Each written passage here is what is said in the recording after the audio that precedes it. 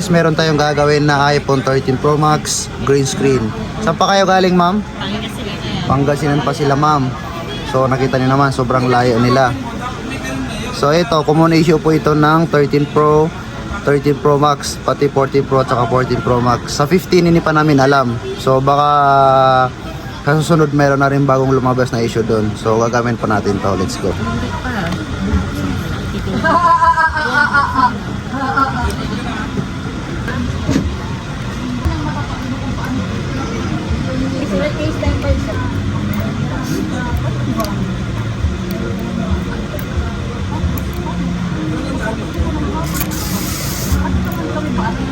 So ayun nga guys, okay na po yung cellphone ni Madam.